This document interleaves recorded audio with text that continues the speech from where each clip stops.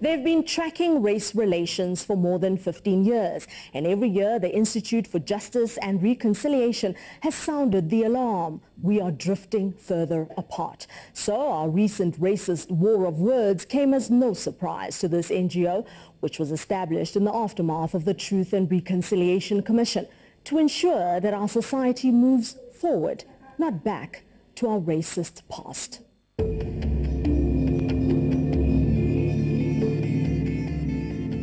While the rest of us were making good resolutions, Durbanite Penny Sparrow chose to usher in the new year, bemoaning the monkeys released on beaches, inviting dirt, trouble and discomfort. It's an issue that refuses to die. Temban Susha is head of technology at Bamboo Network, a brand innovation firm. He's been tracking the Twitter conversation on Sparrow and racism. It's been quite big in the country and abroad. I've even got a graph here for you. Yes. You can see that it's all in the millions. Not everyone is talking about it as much as they were 2 weeks or 3 weeks ago, but it's still a big topic because on social media people are still talking about it. The media may have moved on, but people haven't. People are still discussing this around the world, which is interesting. With just over 1 million South African subscribers, Twitter is by no means an accurate measure of public sentiment, but it does mirror society's mood. The Institute for Justice and Reconciliation's Kenneth Lukuko says South Africa missed one huge step in its transition to democracy. We have not perhaps had as much honest debate around the psyche that led to the implementation of apartheid.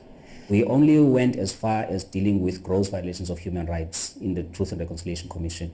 And in fact, the apartheid crime itself, which was a crime against humanity, declared as such at the United Nations, was not actually questioned during the Truth and Reconciliation Commission. So those views then, those deep-seated attitudes that informed it and kept apartheid alive were never really challenged.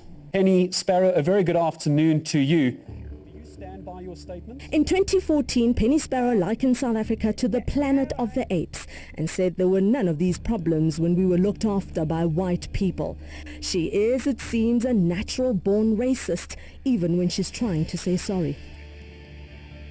I didn't mean it in a racist connotation. I really didn't mean it. It was an example that I was meaning, because my dustbin at home is often raided by the little cute monkeys, and they're naughty and they take everything out.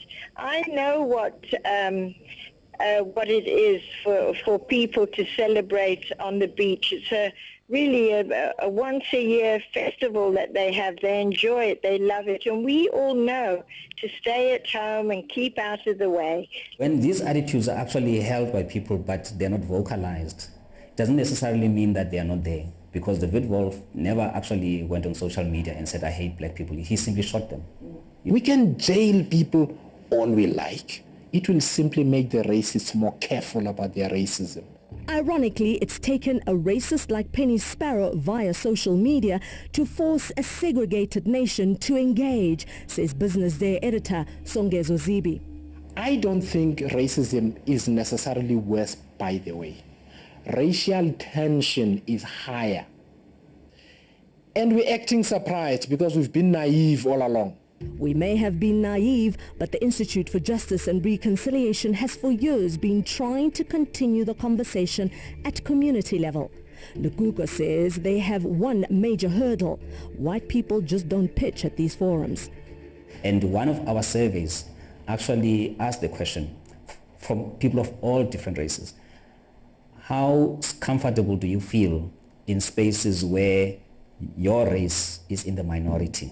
White respondents, there was a sense that they feel more uncomfortable in spaces where people from the white community are actually in the minority. It's a big stumbling block to actually creating that non-racial South Africa. This has to be a consistent conversation, and white people need to be comfortable with a conversation on race, racism and identity in South Africa, and have it as a matter of course. Apartheid was a distorted kind of picture of South Africa.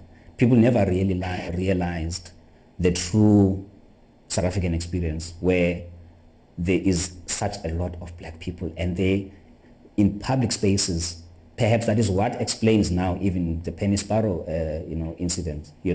When people see a lot of black people, they're not used to it because apartheid enabled them to believe that they could be dominant in most spaces.